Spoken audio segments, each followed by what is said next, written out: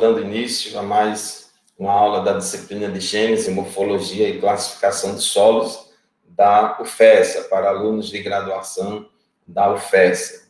Vamos estudar, a partir de hoje, as 13 ordens do Sistema Brasileiro de Classificação dos Solos, dando ênfase nos critérios que nós utilizamos nas chaves de classificação dos nossos solos em nível de ordem, subordem, grande grupo e subgrupo. Então, todo o nosso material didático de estudo é a publicação oficial do Sistema Brasileiro de Classificação dos Solos, que vocês estão vendo aí na tela, 5ª edição, revista e ampliada. Então, é a edição mais recente, que tem muitas mudanças em relação a edições anteriores. Então, quando se trata de sistema de classificação, chaves para a classificação dos solos, nós temos que utilizar a edição mais recente. Se usar uma edição antiga, então não dá certo, perde todo o sentido. Nós observamos nessa publicação da chave para as classes do primeiro nível categórico, que é o nível de ordem. Então, quem já estudou taxonomia vegetal lá na disciplina de botânica, quem já estudou taxonomia animal, no caso, taxonomia de insetos lá na entomologia, já tem familiaridade de como usar uma chave taxonômica. E uma das coisas mais importantes ao usar uma chave taxonômica é seguir a sequência ipsis literis, né? Exatamente ao pé da letra, como está na chave de classificação. Então, aqui nós temos na publicação do Sistema Brasileiro de Classificação dos Solos, dizendo que a chave apresenta definições simplificadas das ordens, permitindo que sejam distinguidas entre si. A definição completa está incluída no texto desta publicação, no capítulo 3. E o usuário deve se reportar o texto completo para o perfeito entendimento e a classificação da ordem identificada na chave. Então, uma coisa muito importante que a gente precisa logo, para quem está começando a se familiarizar com o tema, é que é impossível você decorar todos os atributos diagnósticos, todos os critérios diagnósticos utilizados. Aqui você tem no índice do livro do Sistema Brasileiro de Classificação dos Solos, você tem aqui os atributos diagnósticos, os atributos diagnósticos que são utilizados para a classificação, como também no capítulo 2, horizontes diagnósticos superficiais e subsuperficiais. Quando fala essa palavra diagnóstico, porque são características que a gente usa para classificar os solos. São características ou critérios de classificação, vamos dizer assim. Então, esses atributos diagnósticos, eles são características físicas, características químicas, características morfológicas, que são utilizadas para separar solos distintos e juntar solos semelhantes, conforme os critérios adotados nas chaves de classificação. Então, sempre vocês vão estar olhando, consultando isso. O livro do Sistema Brasileiro de Classificação dos Solos é um livro para que você tenha em mãos toda hora. Então, uma pessoa que, na hora de classificar um solo, fica olhando direto no livro para saber que solo é aquilo ou não, isso não é sinal de que a pessoa não sabe de nada, não. Muito pelo contrário, é sinal de que a pessoa é criteriosa e está classificando exatamente conforme as regras. Então, são muitas regras, são muitos detalhes que nós não podemos, assim, passar por cima e tem que seguir toda uma sequência lógica. Bom, mas antes de classificar um solo, primeiro nós devemos fazer a descrição do perfil do solo no campo. Então, não temos como classificar um solo sem a gente ir no campo, primeiramente, cavar uma trincheira, cavar um buraco, é um buraco grande mesmo, Pena que nessa pandemia vocês não tiveram oportunidade de ter aula prática de campo, porque isso é comum nas disciplinas de gênese, morfologia e classificação de solos. Aulas práticas de campo, onde lá vocês vão entrar dentro de uma trincheira, abre-se uma trincheira aí com pelo menos 2 metros de profundidade, com espaço suficiente, e lá vocês vão analisar o perfil do solo. O perfil do solo é aquela seção vertical do solo, onde você vai lá identificar quais são os horizontes que estão presentes no solo, onde é que cada horizonte começa e termina. Vocês medem a cor do solo já lá no campo, espessura dos horizontes e tantas outras características morfológicas. Então, você tem aí formulários próprios, né, para você anotar todas as informações que vocês observam no campo, da descrição morfológica do perfil do solo. E lá, após fazer toda a descrição morfológica no campo, você vai coletar amostras de solo em cada horizonte do perfil para encaminhar essas amostras de solo ao laboratório. E lá no laboratório, essas amostras serão submetidas às análises químicas e físicas, né, que serão utilizadas. Né? Quais características químicas, quais características físicas serão analisadas? São justamente aquelas que são utilizadas como atributos diagnósticos ou características diagnósticas na classificação. Então, depois que sai o resultado das análises químicas e físicas do laboratório, e juntando com a descrição morfológica do perfil do solo, que você anotou no formulário e trouxe do campo, então você tem todas as informações completas para, assim, entrar na chave de classificação de solos. Então, a chave de classificação de solos em nível de ordem do Sistema Brasileiro de Classificação de Solos começa aqui, nessa página 147.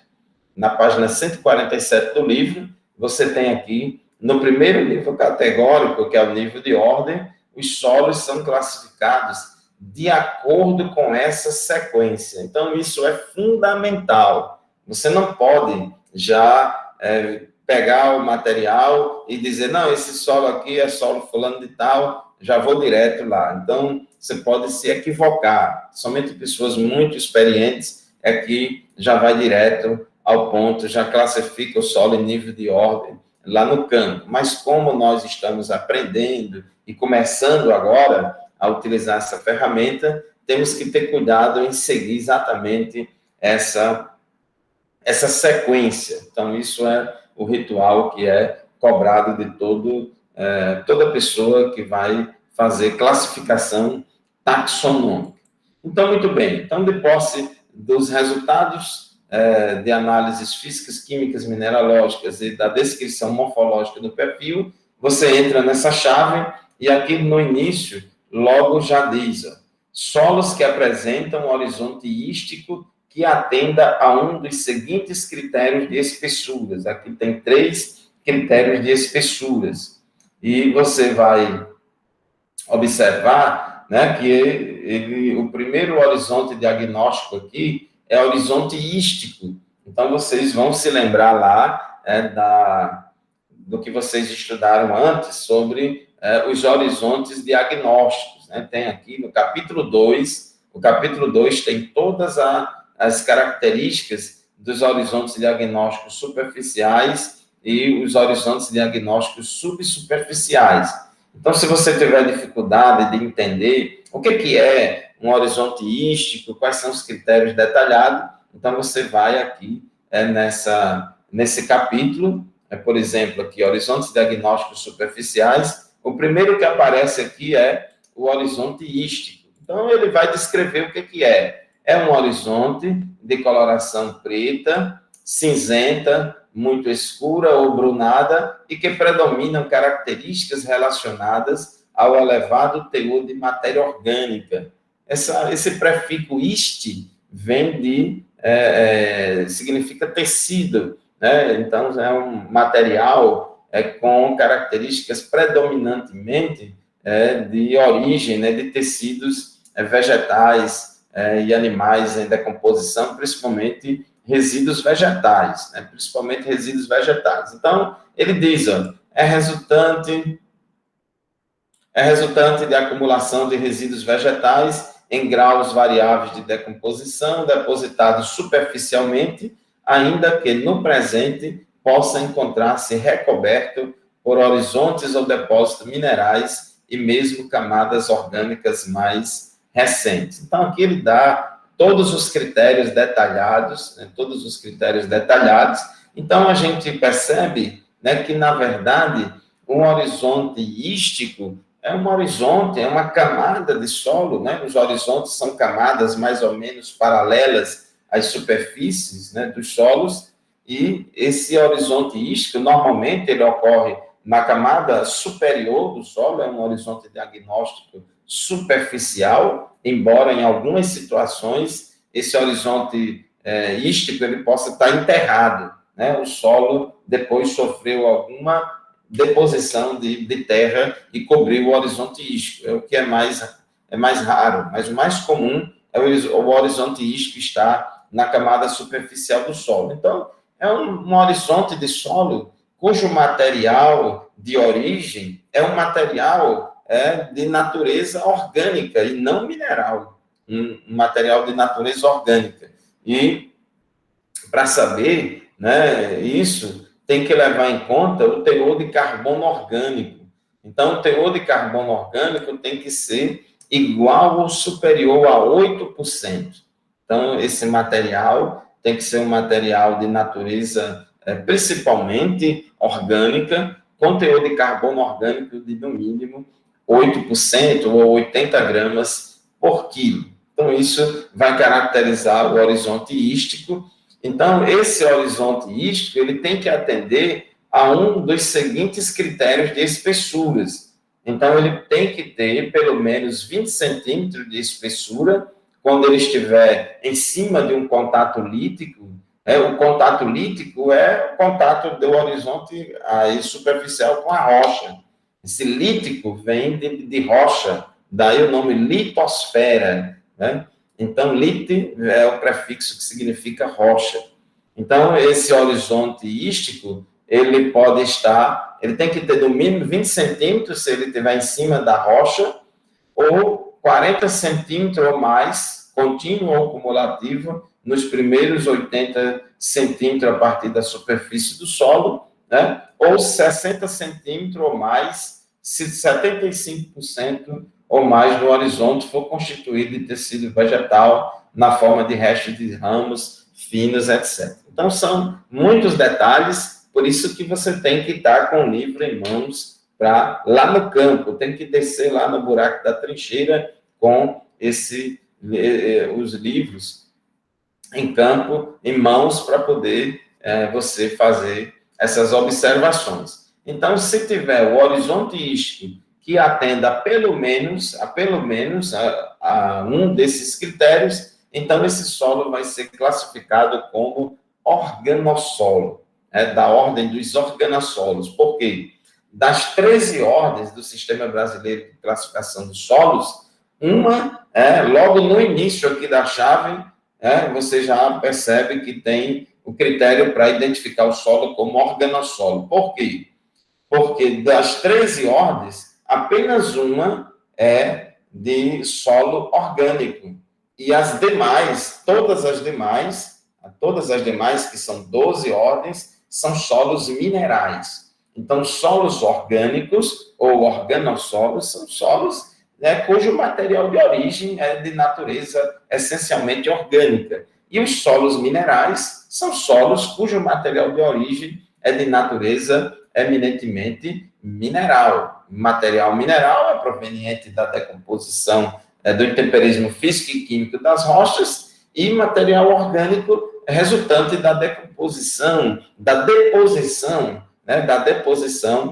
de resíduos vegetais e animais, mas principalmente de resíduos vegetais em ambientes que favorecem o acúmulo de matéria orgânica. O acúmulo de matéria orgânica no solo, em grande quantidade, é favorecido em ambientes frios e úmidos, típicos de serras, né, muito elevadas, de altitude elevada. Então, esse clima quente e úmido, frio e úmido, favorece o acúmulo de matéria orgânica, porque o clima úmido favorece a produção de uma floresta, de uma biomassa vegetal com maior quantidade de biomassa vegetal, então vai ter maior quantidade de matéria-prima para fazer matéria orgânica, e o clima frio vai favorecer a baixa taxa de decomposição da matéria orgânica.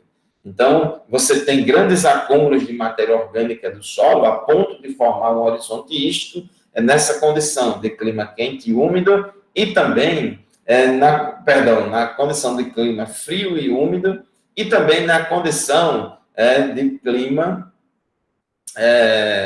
quente, mas superúmido, em ambientes hidromórficos, com excesso de água. Porque o ambiente alagado, com excesso de água, a taxa de decomposição da matéria orgânica é limitada, porque é em condição anaeróbica. Em condições anaeróbicas, a taxa de decomposição da matéria orgânica é mais lenta, então tende a se acumular no solo. Então, você, de cara, já, no primeiro nível aqui da chave, já separa e já vai saber direto se o seu solo é um solo orgânico ou um solo mineral. Então, se ele for um solo orgânico, se ele tiver o horizonte ístico que atende esses critérios de espessura, ele vai ser identificado como um organossolo. Então, aqui você vem no capítulo 14, que já está aqui o link perto, né, do nome organossolo, e aqui no capítulo 14 você tem a definição mais detalhada do que é um organossolo, né?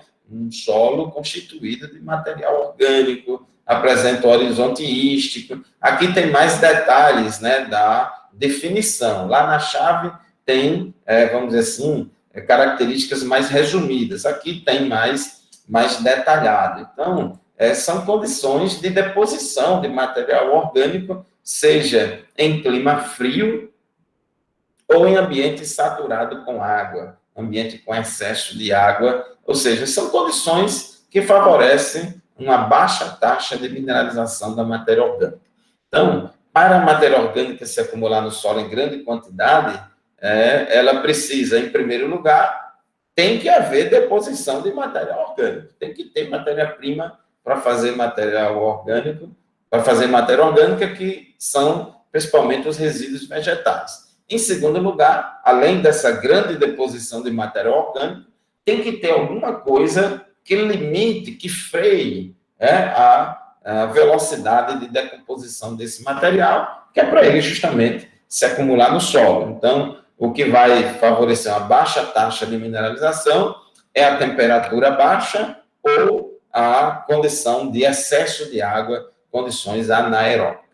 Então, gente, dentro da ordem dos organossolos, você tem aqui as subordens. Você tem os organossolos tiomórficos, os organossolos fólicos e os organossolos áplicos. Né? Os organossolos tiomórficos são aqueles organossolos que têm a presença de materiais sulfídricos. Aí você tem que ir lá no capítulo que trata dos atributos diagnósticos para saber o que é material sulfídrico. Né? São materiais relacionados à presença de compostos de enxofre reduzido, compostos de enxofre em ambiente de baixo potencial redox, em ambiente com excesso de água. Então, esses materiais sulfídricos é enxofre na forma de sulfeto e de sulfito. Esses materiais sulfídricos, se você pegar um solo como esse material sulfídrico, em alguns locais, formam a pirita, que é um mineral amarelado, que alguns chamam de ouro de tolo, porque alguns acham que é ouro, mas é material sulfídrico, é pirita.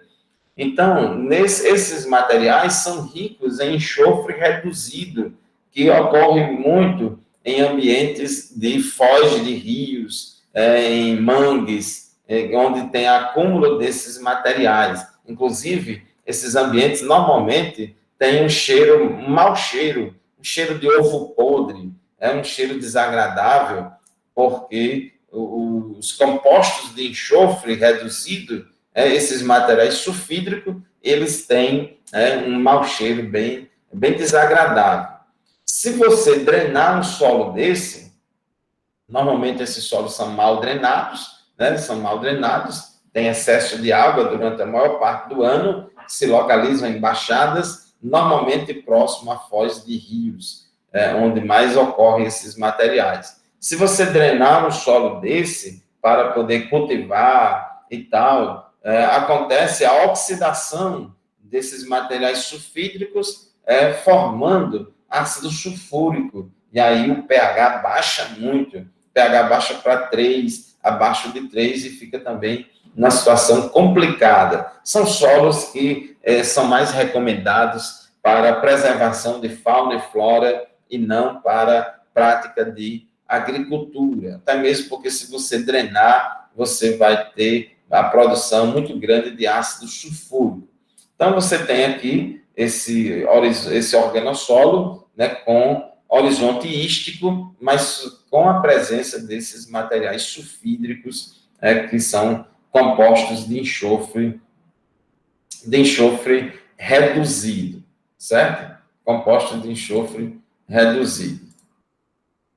Outra subordem, além dos organossolos teomórficos, temos os organossolos fólicos. Observe aqui o horizonte ístico de coloração preta, no caso aqui bem espesso, 80 centímetros, né? Ele tem 80 centímetros de espessura. Normalmente, na descrição do perfil do solo, a gente coloca uma fita métrica dessa, para a gente ter ideia aqui da espessura dos horizontes. Então, você tem aqui um material aqui orgânico, alguns chamam de tufa, de tufeira. Esse material, esse horizonte ístico, normalmente ele tem pH baixo, porque a matéria orgânica, ela libera ácidos orgânicos no meio, normalmente o pH é mais baixo, e esse material, ele estando em condição de drenagem deficiente, em condições alagadas, ele estando em condições de alagamento, então ele não tem perigo de pegar fogo. Mas quando você tem material desse tipo, horizonte ístico, em ambiente bem drenado, no caso aqui nas serras de altitude, lá do sul do país, por exemplo, então o material é bem drenado, só que se você não tiver cuidado, você vai causar incêndio. Esse tipo de solo aqui, ele tem que estar saturado com água pouco tempo, no máximo 30 dias consecutivos por ano, ou seja, isso durante o período mais chuvoso. Então, nesse caso do organossolo fólico, é um organossolo que, de modo geral, ele é bem drenado, não tem problema com drenagem. Já no caso do organossolo teomórfico, então ele já tem mais problema de drenagem. Então, um solo como esse é rico em matéria orgânica, aquela coisa toda, é rico em nutrientes, a matéria orgânica se decompondo libera nutrientes, mas lembre-se que a decomposição da matéria orgânica que é mais lenta, por causa da temperatura baixa, por isso que se acumulou no solo.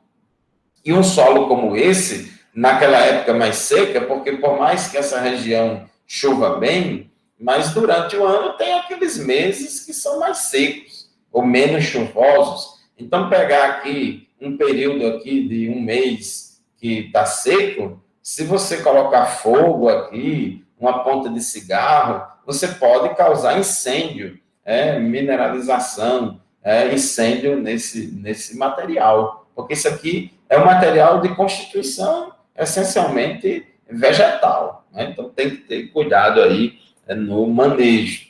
E os organossolos áplicos são outros solos que não se enquadram nas classes anteriores. Então, os organossolos que não são classificados como organossolos teomórficos e nem organossolos fólicos são classificados, joga tudo na subordem dos áplicos. Então, os organossolos áplicos são organossolos que não se enquadram nas duas classes anteriores. Sempre no nível de subordem, você vai ver lá no final, normalmente a última subordem é caracterizada por esse nome áplico, porque não se enquadra em nenhuma subordem anterior. Então, essa coloração preta é justamente devido à matéria orgânica, a presença da matéria orgânica. E aí você tem as classes do terceiro nível categórico, que são os grandes grupos. Então, sempre uma classe está dentro de outra, porque o sistema brasileiro de classificação do solo,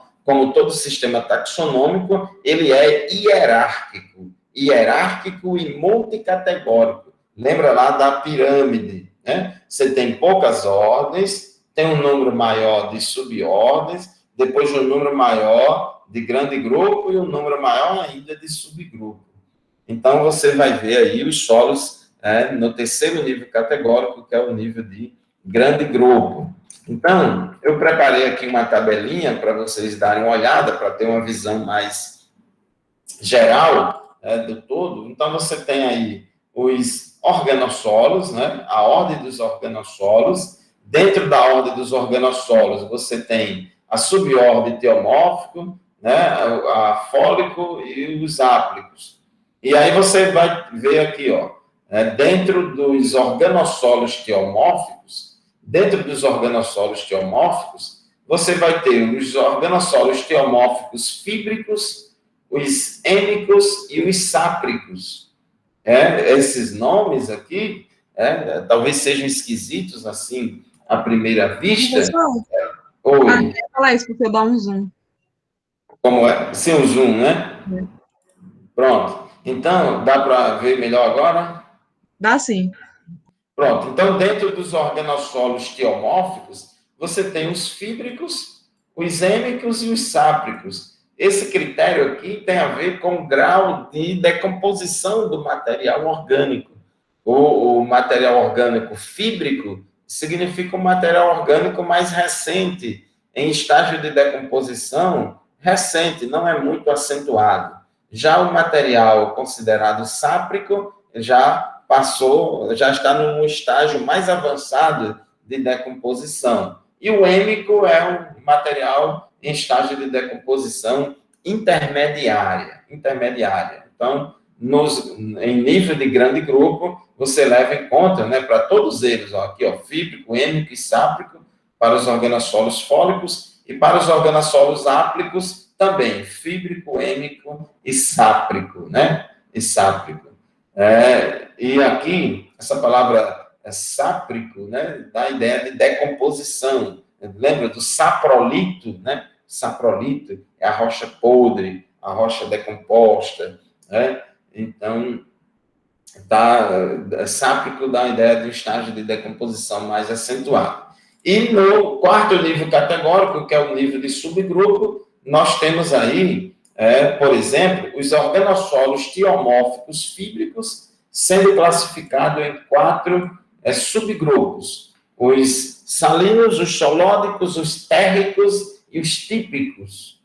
Sempre termina aqui, ó, com os típicos. Por quê? Os típicos são os organossolos teomórficos fíbricos que não se enquadram em nenhuma dessas 3 classes anteriores, né? E você vai ver aqui, ó, tem típico aqui, típico aqui, típico aqui, típico aqui também. Então, no quarto nível categórico, que é o nível de subgrupo, normalmente você tem aqui no final, né, os típicos, que são a maioria, né, vamos dizer assim, dos solos, das classes de solo, são aquelas mais comuns, que não tem nenhuma característica extraordinária que mereça ser chamada a atenção, né? Essas características aqui, ó, salinos, solódico, térricos, né?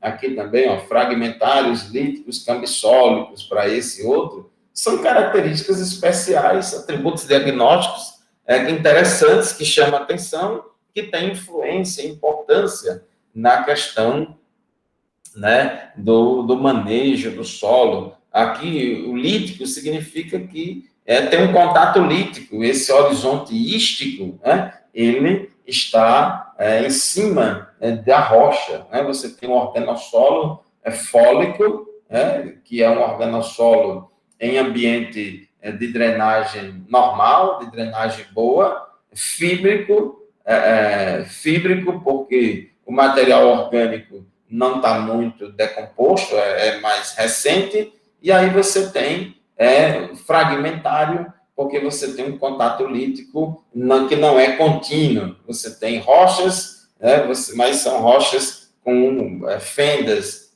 grandes, que as raízes podem atravessar e penetrar lá no interior dessa rocha. Já quando é lítico, é porque já é uma rocha mais fechada, como fosse uma laje mais difícil de penetração de raízes, cambissólicos, porque embaixo do horizonte ístico já está se desenvolvendo um horizonte bem incipiente, em andamento, está se desenvolvendo ainda, então seria um organossolo fólico, fíbrico, cambissólico. Observem que você tem aqui, nesse quarto nível categórico, todas as palavras são em letras minúsculas, tudo em letra minúscula, conforme a gente viu na aula anterior, as regras, as nomenclaturas.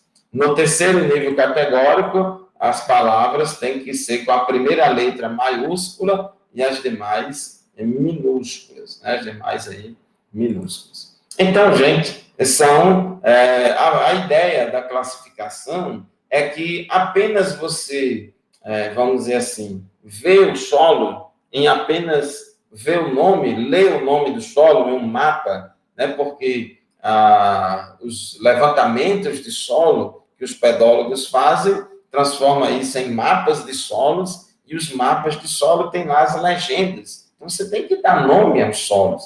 Então, o nome de um solo deve refletir ou expressar o máximo possível as características desse solo,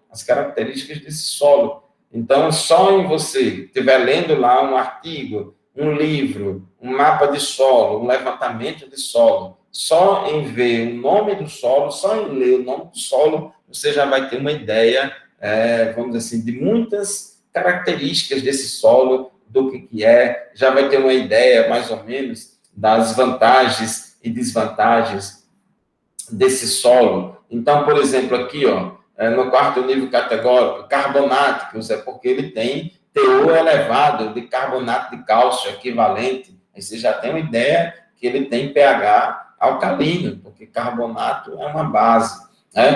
Solódico, porque tem PST, percentagem de sódio trocável, acho que é entre 6% e 15%, se eu não estou enganado. Então, ele tem aí essa presença de sódio que já gera uma preocupação, já é motivo de preocupação, porque... não, aqui é sódico, eu estava me confundindo. Solódico é aqui. Solódico é esse que é percentagem de sódio trocável entre 6 e 15. O sódico, ele é mais rico ainda em sódio. Ele tem PST igual ou superior a 15%. Então, um solo com esse caráter sódico, ele tem problema de drenagem, infiltração de água no solo, dispersão de argila, então, dificuldade de penetração de raízes. Então, são solos afetados por sais. O sálico, é porque tem condutividade elétrica do extrato de saturação, acima de 6 decímetros por metro, salino. Então, lá tem os critérios que você usa. O salino, ele é afetado por sal, mas nem tanto. Já o sálico, já é muito mais, é muito sal que tem nesse solo. Então, são características que dão uma ideia do potencial de uso desse solo para as mais diferentes finalidades, agrícola, pecuária, preservação da fauna e flora, e assim por diante. Então, a ideia da taxonomia de solos é dar um nome ao solo de forma que esse nome reflita o máximo possível as características daquele solo, para poder a gente ter uma ideia das vantagens e desvantagens desse solo. Alguma pergunta, gente? Alguma dúvida sobre a questão dos organossolos?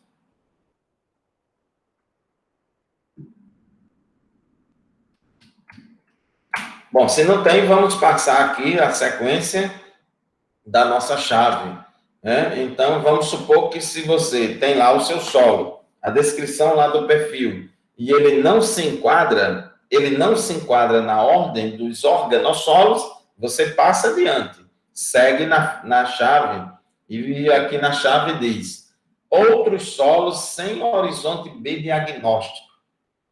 Então, imagine que na descrição morfológica do perfil do solo, você observou que aquele solo não tem horizonte B diagnóstico. Ele nem tem horizonte ístico para ser classificado como organossolo, e você observa que ele também não tem horizonte B. É horizonte A sobre a rocha, horizonte A sobre C, então não tem horizonte B.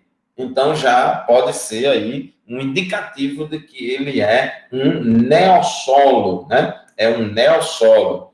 E para ser neossolo, não é só, vamos dizer assim, apresentar ausência de horizonte B, mas também tem que ter ausência de horizonte Gley, ausência de horizonte plíntico, ausência de horizonte vértico e ausência de horizonte achernozêmico. Por quê? Porque se tiver presença de horizonte Gley, ele vai ser identificado na ordem dos gleissolos. Se tiver presença de horizonte plíntico, ele vai ser enquadrado como um plintossolo. Se tiver presença de horizonte vértico, seria um vertissolo, e se tiver presença de horizonte achernozêmico, no caso do A chernozêmico, se presente, não deve estar conjugado com caráter carbonático e o horizonte cáustico. Então, são critérios que você usa para identificar. Então, vamos supor que o seu solo lá nem se enquadrou na ordem dos organossolos, que é a primeira, a anterior, não tem horizonte B diagnóstico e nem satisfaz nenhum desses 4 pré-requisitos. Então, o seu solo é um neossolo.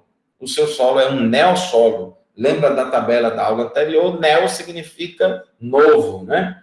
Então, é um solo novo, né? É um solo que não sofreu ainda a atuação acentuada dos processos pedogenéticos, ou seja, os processos pedogenéticos que vocês já estudaram, podisolização, latolização, etc., ainda são recentes, não atuaram o suficiente ainda. Então, ele é classificado como um neossolo. Aí você vem aqui para o capítulo 12 do livro, que é onde tem o capítulo dos neossolos em detalhe. Então, aqui você tem, os neossolos são solos pouco evoluídos, pouco desenvolvidos, constituídos por material mineral ou por material orgânico com menos de 20 centímetros de espessura. Porque se tiver material orgânico, um horizonte orgânico com mais de 20 centímetros, aí ele teria se enquadrado lá nos organossolos, não apresentando nenhum tipo de horizonte B diagnóstico. Então, é uma das características mais importantes aqui, é que ausência de horizonte B diagnóstico, né? B diagnóstico significa um horizonte que tenha características que são utilizadas na classificação. Então, em nível de subordem, nós temos quatro subordens aí na ordem dos neossolos. Então, a primeira, aqui na sequência, tudo tem que seguir, gente, a sequência, tá certo? Tudo tem que seguir a sequência. Então, aqui na ordem dos neossolos, litólicos, vai ser classificado como subordem neossolo-litólicos, solos com contato lítico ou lítico fragmentário dentro de 50 centímetros a partir da superfície. Ou seja, esse horizonte A aqui em cima, não pode ter mais do que 50 centímetros. Quando você começar a cavar a trincheira, tem que, como diz o Matoto, dar na pedra até no máximo 50 centímetros. A rocha vai aparecer aí logo dentro dos 50 centímetros. Então, esse horizonte A aqui de cima, tem que ter menos do que 50 centímetros. Então, já tem que dar logo na rocha, na pedra, Então, os neossolos litólicos, normalmente, né, ele tem horizonte A sobre R, A sobre a rocha, e outros também que a gente vai ver daqui a pouco. Mas aqui, ó, aqui é o contato lítico. O que é o contato lítico? É a divisa, o contato da parte do solo, da terra, vamos dizer assim, da terra, o material inconsolidado, depositado em cima da rocha. E esse contato lítico aqui, dessa figura, você vê que tem várias fendas, é um contato lítico fragmentário, porque você tem aqui a rocha fragmentada em vários pedaços, né? Então, você tem raízes descendo aqui embaixo também, inclusive terra descendo aqui embaixo, nessas fendas. Então, um contato lítico aí fragmentário. Tem até pedra aqui em cima também. Então, é um neossolo litólico, é um solo raso. Com profundidade de, no máximo, 50 centímetros. Então, a parte aqui terrosa, vamos dizer assim, de terra, em que as raízes vão crescer, no máximo 50 centímetros. É um solo também que armazena pouca água, porque é solo raso. Esses solos ocorrem muito em paisagens com alta declividade, topografia acentuada, como as encostas das serras. As encostas das serras têm uma declividade acentuada, porque à medida que os minerais vão sofrendo intemperismo, a chuva, o vento, né, associado a essa alta declividade, vai empurrando, vai levando esse material para as partes mais baixas da paisagem. Então, os solos de encostas sempre serão solos rasos. Eles são, na maioria dos casos, solos rasos, porque há sempre essa remoção de material lá de cima para baixo, em ambiente de alta declividade. Então, esses neossolos litólicos são solos com contato lítico ou lítico fragmentário dentro de 50 centímetros a partir da superfície. Pode apresentar horizonte A ou ístico, assente diretamente sobre a rocha ou sobre um horizonte C ou CR, né? O horizonte C já é uma rocha podre, um saprolítico, né? Num estágio de decomposição, de intemperismo físico e químico mais acentuado. O horizonte CR já é um material de origem, uma rocha aí que, vamos dizer assim, já está com certo grau de intemperismo físico e químico, mas ainda guarda determinadas características morfológicas da rocha original. Então, esses neossolos litólicos são comuns aqui no Nordeste, é um dos solos mais comuns no semiárido nordestino. Ele não tem muito em região úmida. Nas regiões úmidas, onde a gente espera maior grau de intemperismo, nas regiões úmidas a gente espera maior grau de desenvolvimento pedogenético do solo, solos mais profundos. Então, em regiões úmidas, você vai encontrar neossolo litólico, geralmente nas encostas das serras, porque a declividade é tão grande que não dá tempo os processos pedogenéticos a aprofundar o perfil do solo. Então, ele é logo decapitado, lavado, e sempre vai ficar raso nas encostas das serras.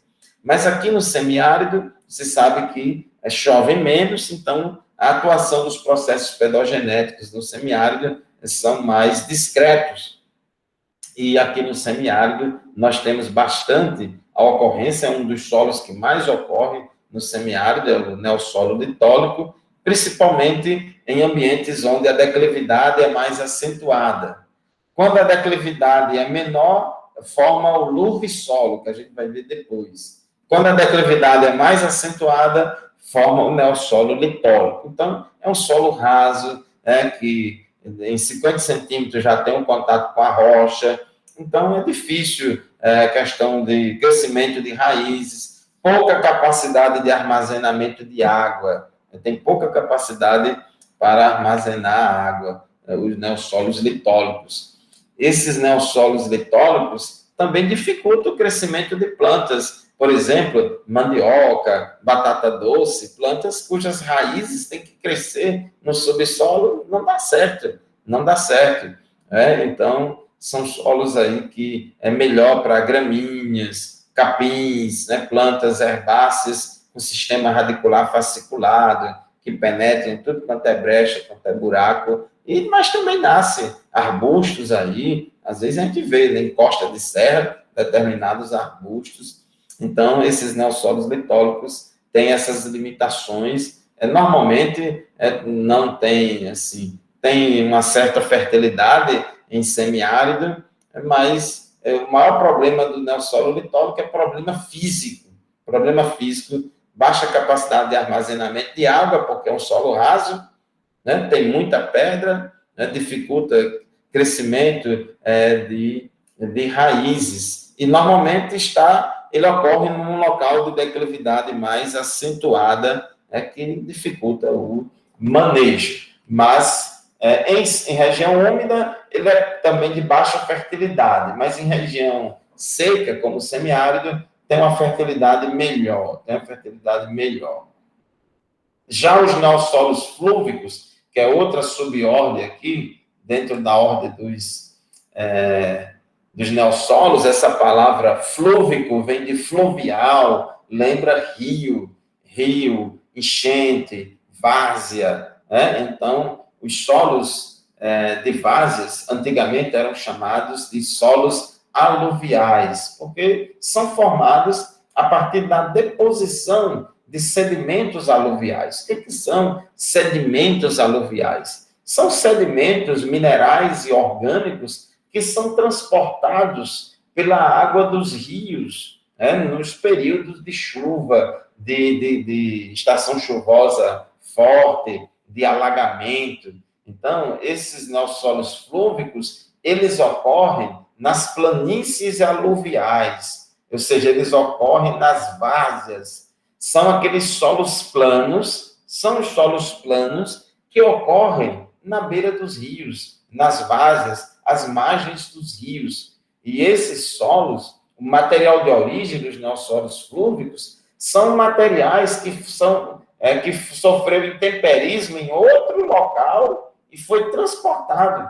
Pode observar, em época de enchente, quando o rio transborda, aquela água é barrenta, aquela água é rica em sedimentos de diferentes, sedimentos minerais, de partículas com diferentes diâmetros, sedimentos orgânicos, porque a água da chuva bate lá na superfície do solo, cria aquela vossoroca, aquela erosão laminar, e vai essa água descendo, vai descer para onde? Desce para o rio. Né? E lá no rio chega essa água rica em sedimentos orgânicos, sedimentos minerais com diferentes granulometria, ora areia mais fina, ora areia mais grossa. E o que é que acontece? Quando dá enchente, essa água do rio transborda nas margens, essa margem do rio é plana, e aí quando a enchente vai passando, essa água, né, fica parada, e aí os sedimentos caem, decantam no fundo, vai se depositando no fundo, e a água vai embora, né, lentamente, e aí o solo seca. Então, toda enchente, ela tem deposição de sedimentos, inclusive, as enchentes são muito importantes para a renovação dos solos. Aqui no semiárido, nós temos algumas várzeas que têm problema de salinidade. Então, quando dá uma enchente, essa água lava o excesso de sais, e quando termina o inverno, quando termina aquela enchente, o solo fica melhor, fica renovado, porque baixou muito o teor de sais. Quando você planta depois de uma enchente, o solo produz bem. Tanto porque lavou o excesso de sais, porque melhorou a fertilidade. A fertilidade dos solos de várzeas, né, desses neossolos flúvicos, também ela é melhorada porque a enchente deposita sedimentos orgânicos, minerais ricos em nutrientes. Se você chegar numa várzea aqui de um rio, aqui, de qualquer rio, e cavar um buraco, cavar uma trincheira, e for olhar o perfil do solo, você vai observar camadas assim paralelas. Você vai observar várias camadas paralelas à superfície do terreno. São camadas que refletem épocas de deposição desses sedimentos. Então, você vai ver camada que é com areia mais grossa, camada com areia mais fina, você vai ver camadas mais ricas em matéria orgânica, camadas mais escuras, camadas mais claras, né? Porque tudo depende da composição de sedimentos na água da enchente em cada época que teve. Então, o neossolo flúvico é um solo que tem muita variabilidade vertical. E, normalmente, os neossolos flúvicos, que são os solos de várzea, são solos de boa fertilidade, tem uma boa quantidade de nutrientes, e é uma riqueza para qualquer propriedade. Os solos de várzea têm boa fertilidade, água disponível muito perto, favorece muito a irrigação, você cava poço, cacimbão, bombeia a água do rio. Então, é um solo de boa fertilidade e que está próximo do rio. E os neossolos flúvicos, ou solos de várzea, eles têm uma variabilidade muito grande. Então, um agricultor aqui na sua fazenda pode ter, a parte de várzea dele pode ser mais arenosa, já o vizinho pode ser mais argiloso, no outro parte é mais rica em matéria orgânica, outro mais pobre em matéria orgânica, que varia muito. Aqui no semiárido, os rios do semiárido ficam secos a maior parte do ano. E quando o leito do rio está seco, quem já andou lá dentro do leito de um rio seco aqui no semiárido, deve ter percebido que tem local lá do rio que a areia é bem fininha. Já tem local que a areia é bem grossa, porque há uma variabilidade muito grande, é um movimento das águas, com sedimentos de diferentes granulometrias, isso também se reflete na formação dos solos, ok? Alguma pergunta, gente, sobre os neossolos flúvicos? Vamos explorar a prova da terceira avaliação, eu vou passar para vocês responderem em casa. Vou dar aí uns 2 ou 3 dias para você responder a prova e eu vou selecionar algumas ordens de solos para vocês responderem a prova. Claro, eu não vou botar as 13 ordens porque é muita matéria, muito assunto. Eu vou selecionar as ordens mais importantes para que vocês façam o trabalho de vocês, a prova de vocês. E nessa prova eu quero que vocês explorem com base nas características do solo, com base nesses horizontes diagnósticos e nos atributos diagnósticos, você possa fazer uma leitura prática desses solos e mostrar o potencial desse solo, as limitações, quais são os principais potenciais, o que tem de bom nesse solo, que, afinal de contas, a classificação deve servir para isso. O agricultor, ele chega para o agrônomo, para o engenheiro florestal, o zootecnista, enfim, chega para o técnico e diz, bom, esse meu solo é esse, ele tem isso, e daí? Isso é bom, é ruim? Até que ponto é bom, até que ponto é ruim? E quais as implicações disso no manejo?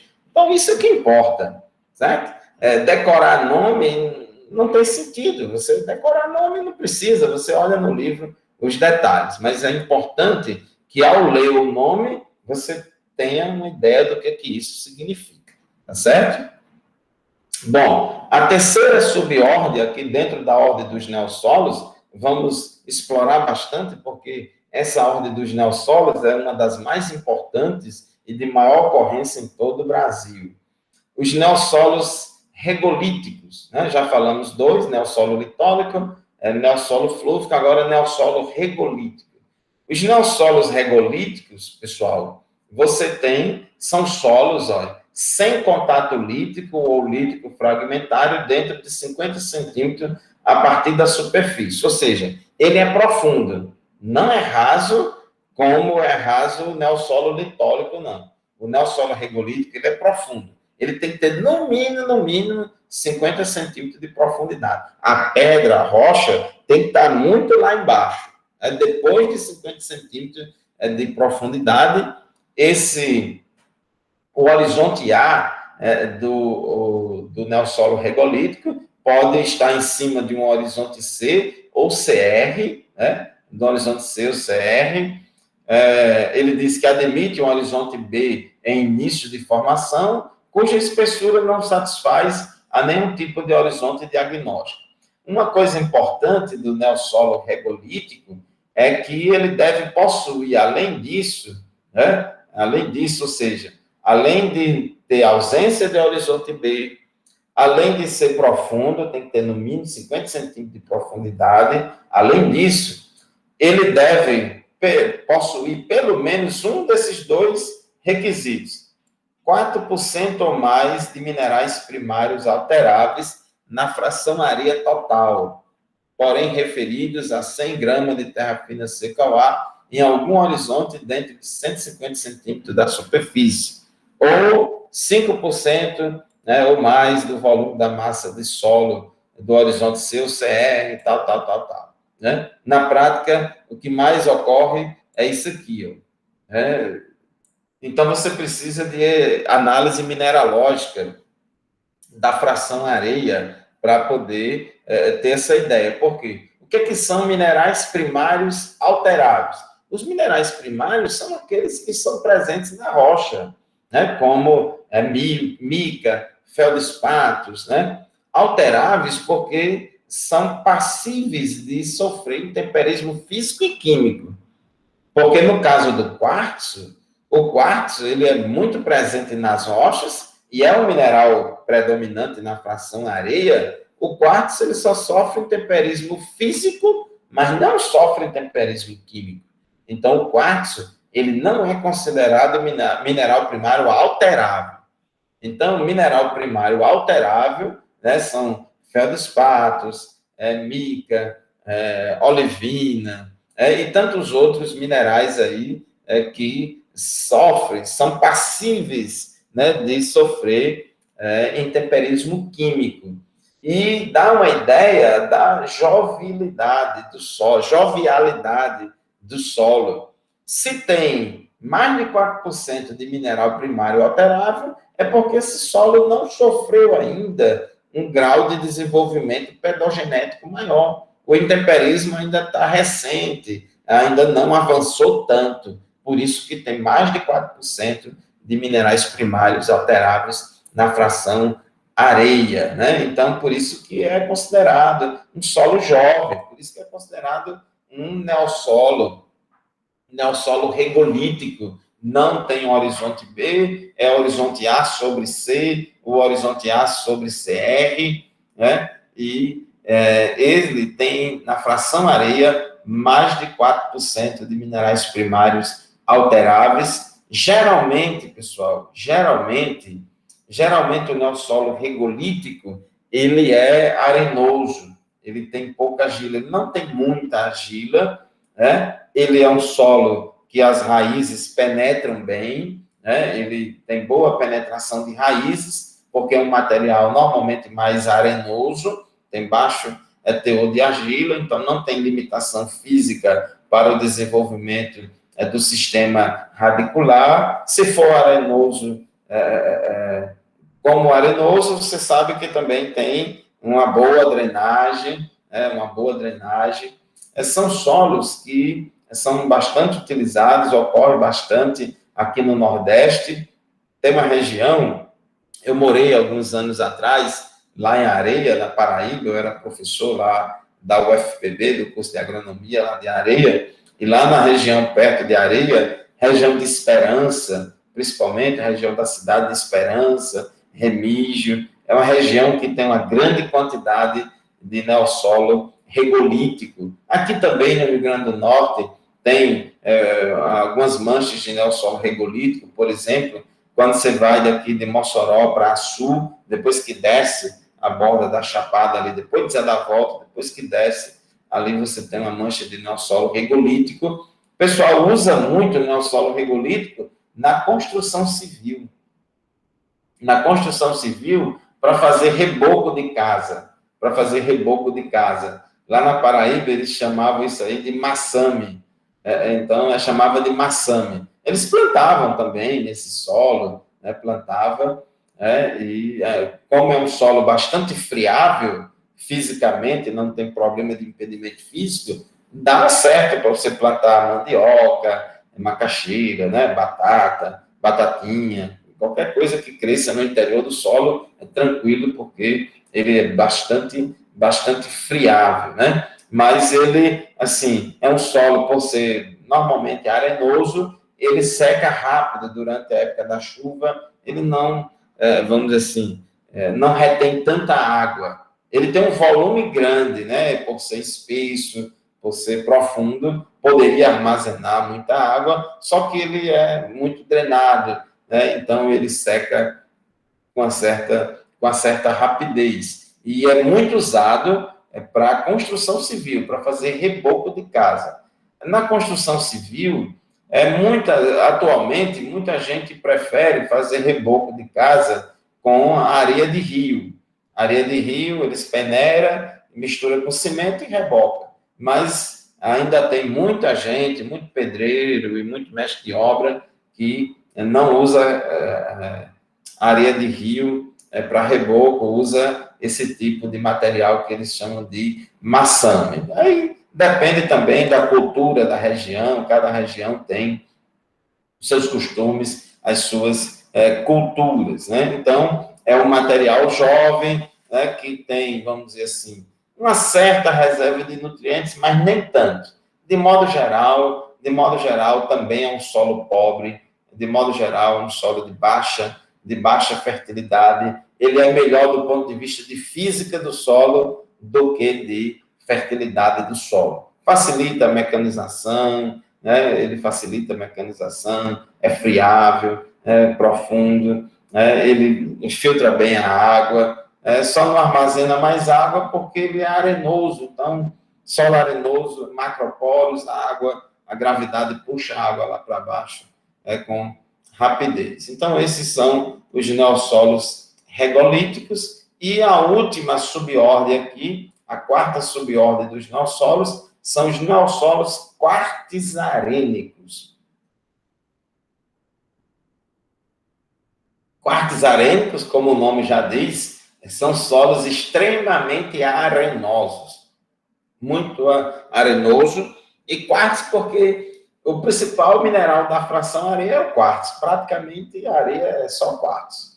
Então, os neossolos quartzarênicos são solos que geralmente são profundos. Diz aqui na definição que se o seu neossolo não se enquadrou no litólico, não se enquadrou no fúvico, não se enquadrou no regolítico, então ele vai ser neossolo quartzarênico.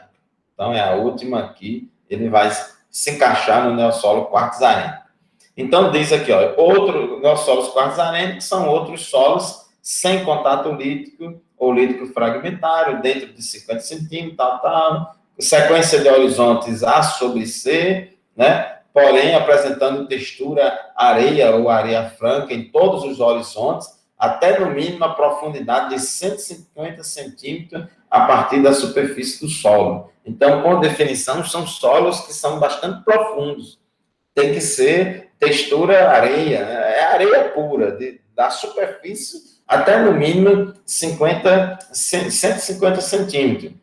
Não pode, né, ter muito mineral primário alterável, como o regolítico, porque na prática acontece muito, gente, de você ter dúvida se o solo é um neossolo regolítico ou um neossolo quartzarênico, porque tem muita areia, profunda, aquela coisa toda, e normalmente o que tira a dúvida vai ser a análise mineralógica, porque se o solo tiver 4% ou mais de mineral primário alterável, então vai ser neossolo regolítico. Se o solo tiver menos de 4% de mineral primário alterável, então vai ser um neossolo quartzarênico, né? O neossolo quartzarênico, então, é areia pura, é muita areia, não tem dificuldade para crescimento de raízes, né? Você vê aqui, ó, raízes até 1,5 m, aqui é 150 centímetros, raízes até 1,5 m de profundidade. Então, é muita areia. E o que é que acontece? Esses solos, embora do ponto de vista de física do solo seja bom, do ponto de vista da friabilidade, é bom para mecanização, limpar, então, para mecanização são excelentes, mas tem problemas, inclusive problemas físicos. Qual é o principal problema físico do neossolo quartzarênico? Porque ele é excessivamente drenado. Os neossolos regolíticos são bem drenados, mas não são excessivamente drenados. Agora, os neossolos quartzarênicos são excessivamente drenados.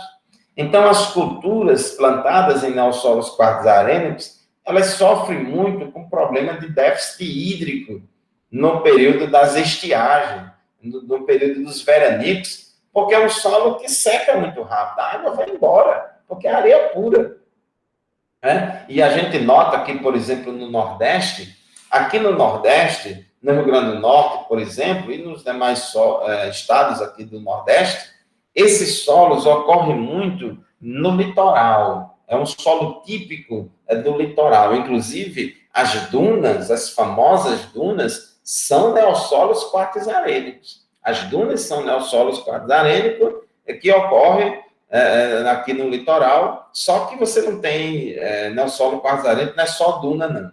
É porque as dunas são neossolos quartzarênicos que foram formados com material de origem de sedimentos arenosos do grupo Barreiras, né, que sofreu arraste, né, sofreu intemperismo lá dentro do continente e foi transportado ao longo de milhões de anos para o litoral. Então, você vê que aqui o litoral sempre tem essas dunas, porque são sedimentos que foram sofreram intemperismo, essas rochas e essas areias foram transportadas para o litoral. Mas você também tem, aqui na região do litoral nordestino, do Rio Grande do Norte, muitos neossolos quartzarênicos, né, que são formados de arenito e outros de sedimentos do grupo Barreiras. Não são dunas, mas são neossolos quartzarênicos.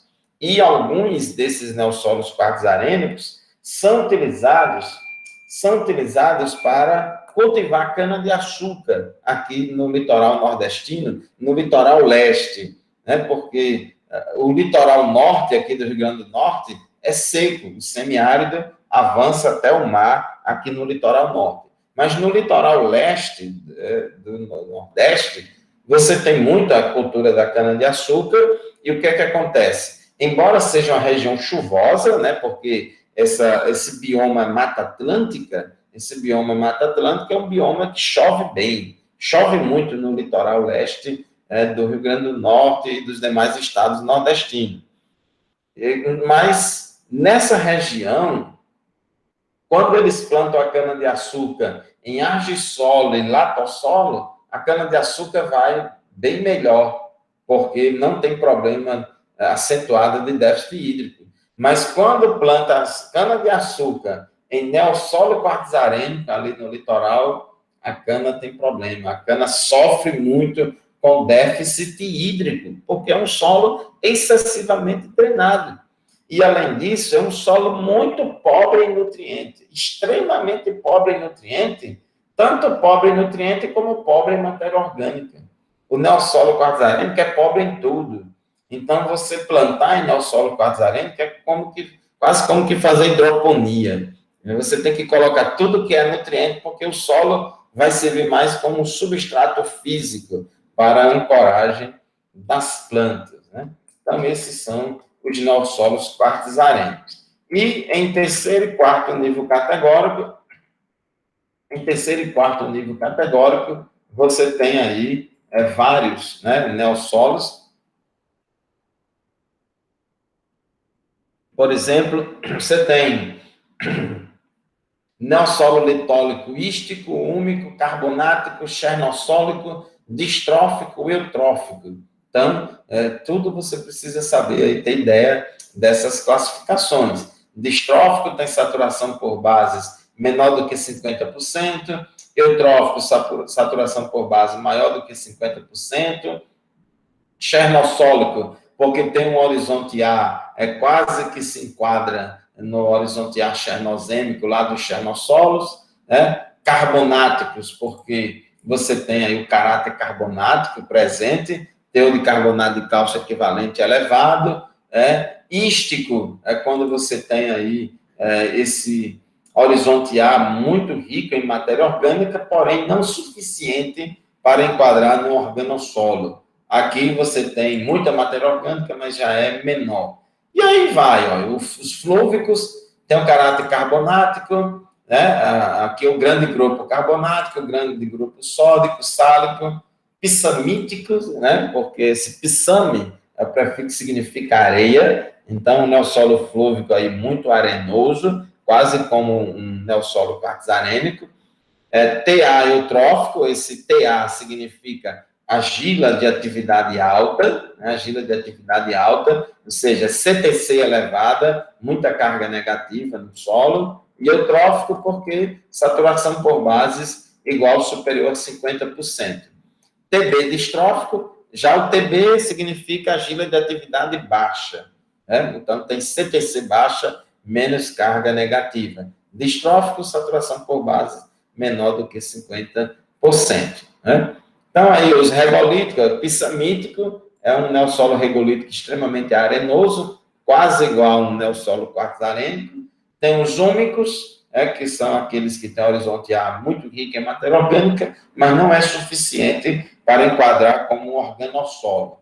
Tem os distróficos, os eutróficos, e, no caso dos neossolos quartzarênicos, você tem os hidromórficos e os órticos. Né? Os hidromórficos são aqueles que têm problema de drenagem, porque ele ocorre nas partes mais baixas da paisagem, são depósitos de areia, areias que foram depositadas em locais baixos da paisagem, embora a areia, vamos dizer assim, seja excessivamente drenado, material drenado, mas o lençol freático está muito em cima, porque o local da paisagem é muito baixo, então pode formar um neossolo quartzarênico hidromórfico, né? E o órtico é o que não se enquadra em hidromórfico, então, se não se enquadra nessa grande grupo aqui anterior, então o restante tudo é órtico. Mas observe que em nível de subgrupo, você tem aqui muita gente aqui que pode ser classificado. Então, entre os neossolos quartzarênicos órticos, você tem aqui os leptofragmentários, os lépticos, os solódicos, eúticos, fragipânicos, gleissólicos, pletossólicos e assim por diante. Então, lá no capítulo de atributos diagnósticos dos horizontes, você vai saber o que é que significa cada característica dessa aqui. Né? E com isso você tem uma ideia, né, da potencialidade, das potencialidades e limitações desses solos. Né? Aqui no subgrupo, em nível de subgrupo, para os neossolos litólicos, você tem normalmente os fragmentários e os típicos, somente neossolos flúvicos. Então, essas características aqui são características utilizadas para classificar os solos, atributos diagnósticos em quarto nível categórico, né? Então, são características importantes que dão a ideia das principais potencialidades e limitações dos solos. É impossível da gente decorar todos esses nomes, mas chave foi feita para a gente olhar mesmo e classificar observando, tá certo? Alguma pergunta, gente, sobre os neossolos? Não, professor. Ok, então vamos agora para a próxima ordem, que é a ordem dos... Vamos ver qual é a sequência aqui, né? A primeira dos organossolos, a segunda dos neossolos. Então, na chave aqui, então, se você tem lá o seu perfil de solo, com a descrição do perfil e todas as características dele, e ele não se enquadrou em organossolo, não se enquadrou em neossolo, não, nem se enquadrou em organossolo e nem se enquadrou em neossolo. De repente, pode ser que ele se enquadre nessa próxima aqui, que é a dos vertissolos. Então, o que é que acontece? São outros solos com relação textural insuficiente para identificar um B textural e que apresente horizonte vértico. Então, a característica principal aí do vertissolo é que apresenta um horizonte vértico. Observe que a gente já falou isso em aula anterior, apresentamos uns quadros para vocês. Então, normalmente, o que identifica uma ordem de solo é a presença ou ausência de um horizonte diagnóstico. Então, se o solo tiver um horizonte vértico que atenda, que satisfaça esses critérios, então vai ser um vertissolo. E uma das coisas mais importantes aí da questão do horizonte vértico é que ele tem que ter, no mínimo, 30% de argila. 30% ou 300 gramas por quilo, é a mesma coisa.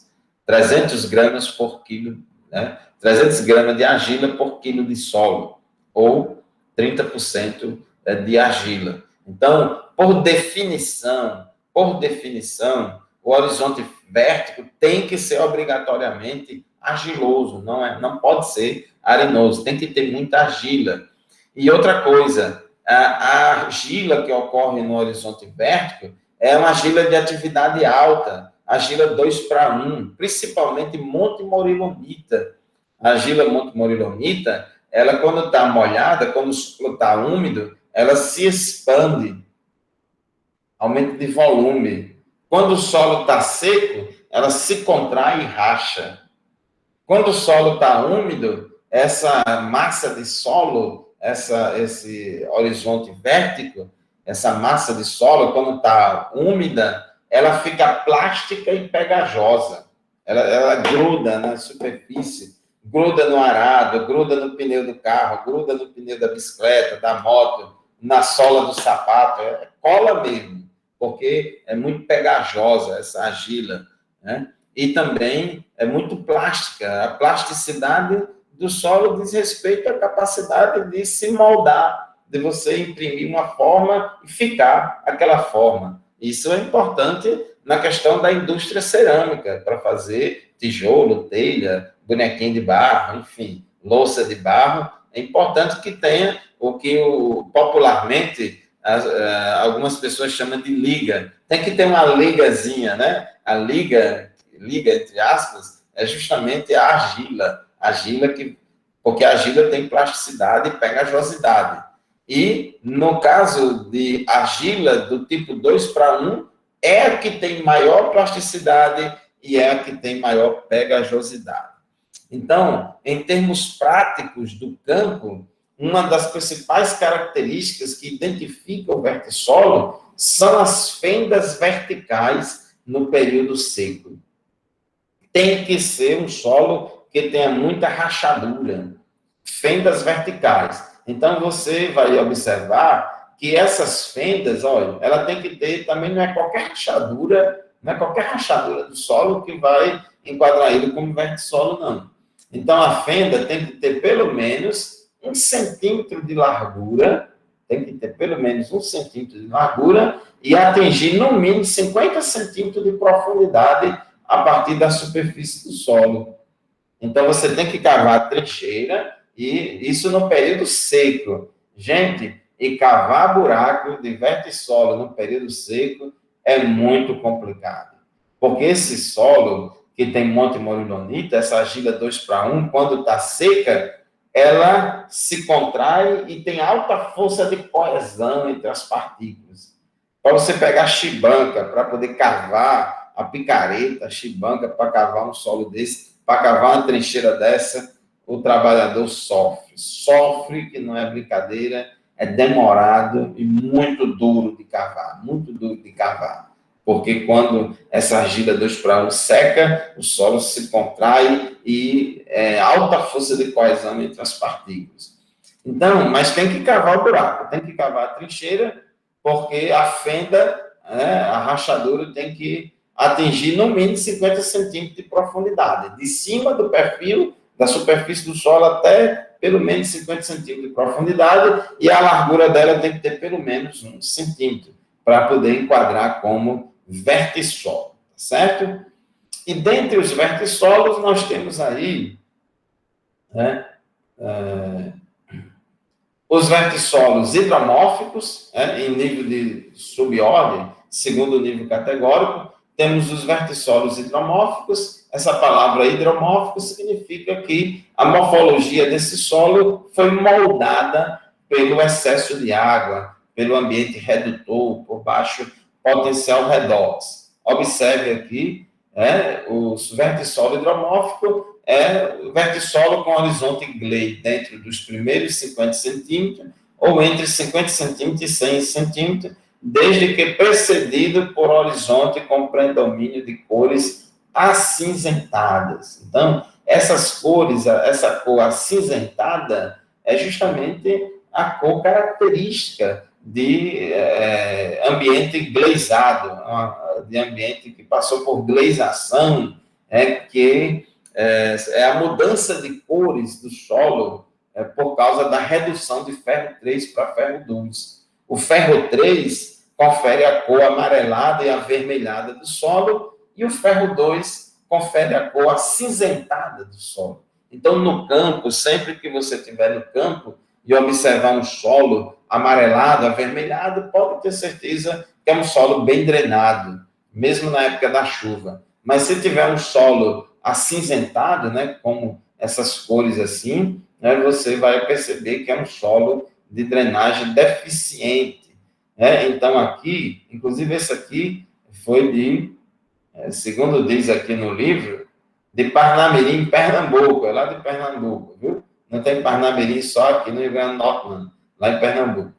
Então, um vertissolo hidromórfico. Então, já é um vertissolo que tem problema de drenagem, drenagem deficiente.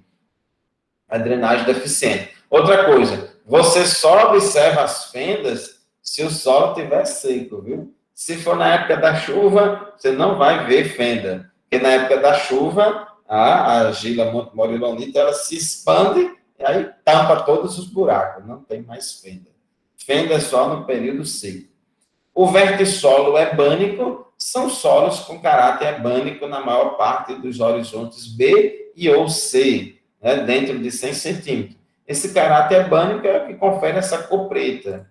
Né, o caráter ebânico é essa cor preta. Então, aqui, ó, você tem que ter uma fenda, a fenda desde a superfície do solo, indo até pelo menos 50 centímetros de profundidade. E a fenda tem que ter pelo menos 1 centímetro de largura.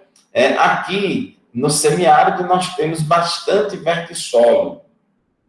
Temos bastante vertissolo no Nordeste, inclusive lá, a região de Sousa, na Paraíba, Sousa, Aparecida, é uma região muito conhecida pela presença de grandes áreas de vertissolos. Normalmente, são solos que ficam em locais planos, não nas partes mais baixas da paisagem, e lá em Sousa tem muito vertissolo. Aqui também, na nossa região, também encontramos bastante vertissolos. Aqui em Mossoró, se você for caminhando aqui nessa BR, de Mossoró em direção a Natal, depois que passa o Rio Angicos, depois que passa aquela ponte, né, que tem ali, chamada Rio Angicos, então, depois daquela ponte, você já entra numa região onde tem bastante ocorrência de vertissolo. E você vai observar, pode olhar na margem da BR, tanto do lado direito, ali na região do Hipólito, Espinheirinho, até chegar em Zé da Volta, do lado direito da pista, e também do lado esquerdo da pista, né, você vai observar, né, logo depois do rio, você vai observar que as cercas estão derrubadas. Esse solo tem uma movimentação de massa de solo tão grande, esse estica e encolhe. Estica quando está molhado, expande quando está molhado. Quando está seco, se contrai e racha. Então, esse movimento de massa de solo que acontece, derruba as cercas, derruba as cercas, os postes de eletricidade.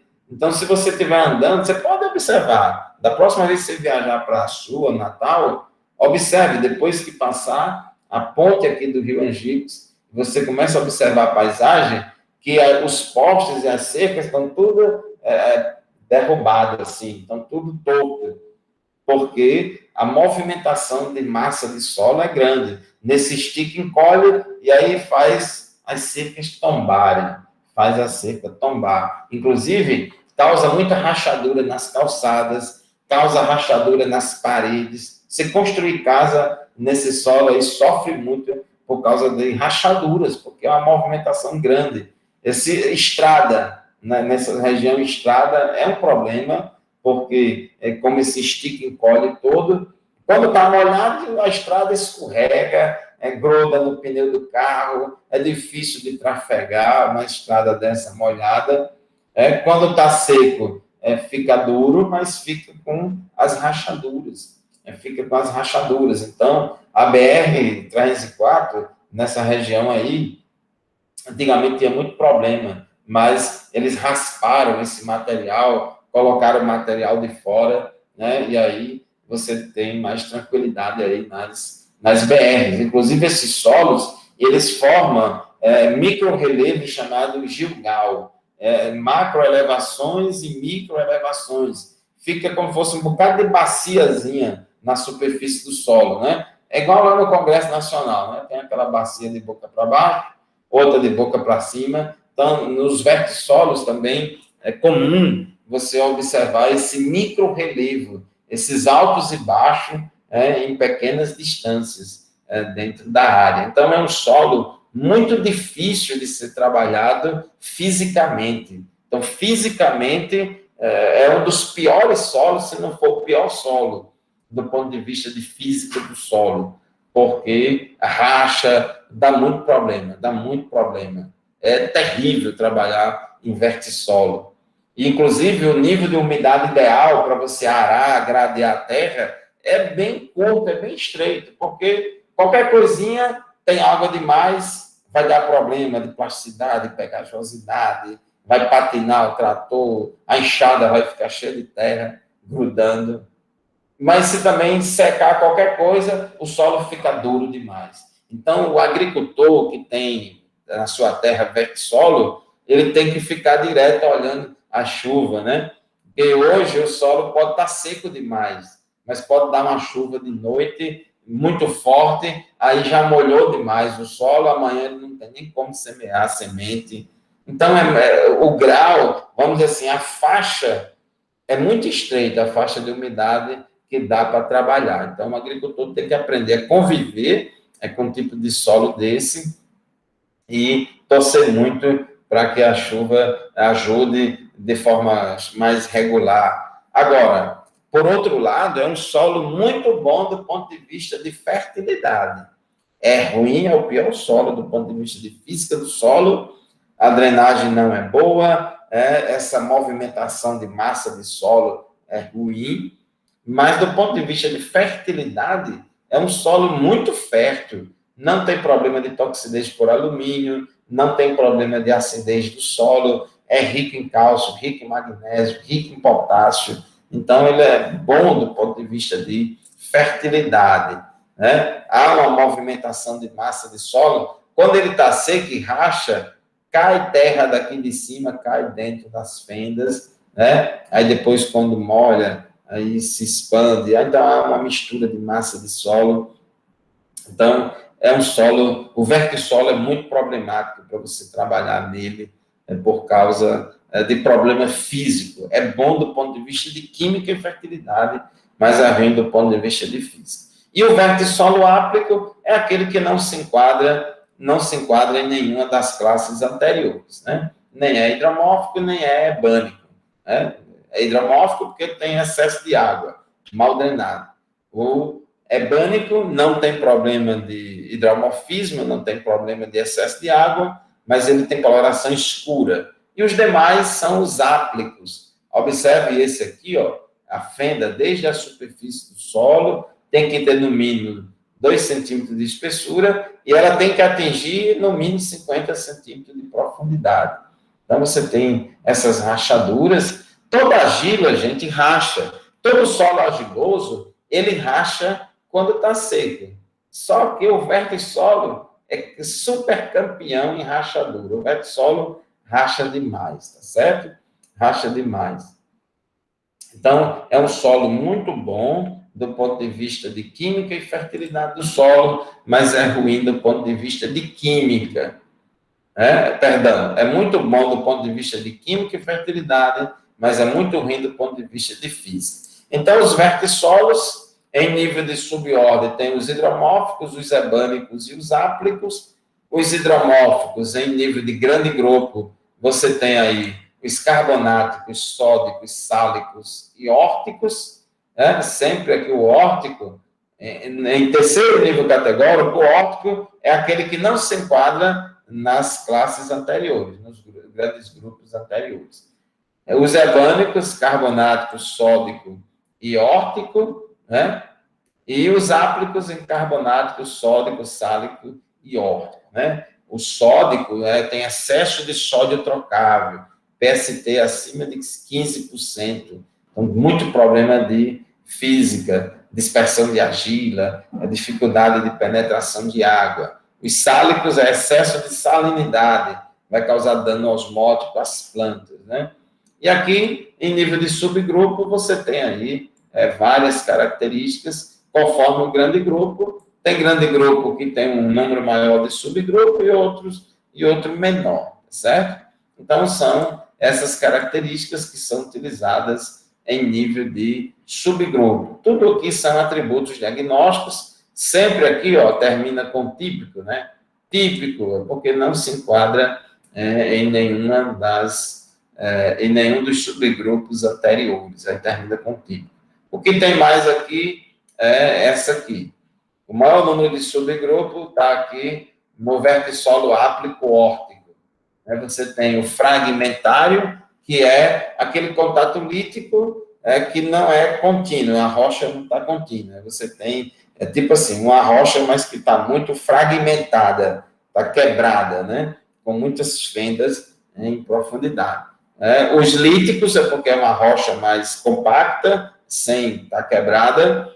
Salino, porque tem salinidade elevada, já pode causar dano osmótico às plantas. Hipocarbonático solódico, né? Porque hipo é de pouco, carbonático, então ele tem um certo teor de carbonato de cálcio equivalente, mas nem tão grande, mas tem um caráter solódico. Solódico tem PST entre 6% e 15%.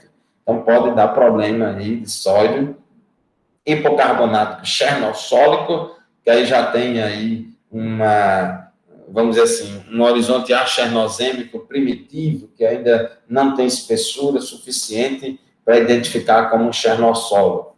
E aí tem os outros, né? E termina com o típico. Então, gente, esses são os vertissolos, né? Os vertissolos com as suas subordens, grandes grupos e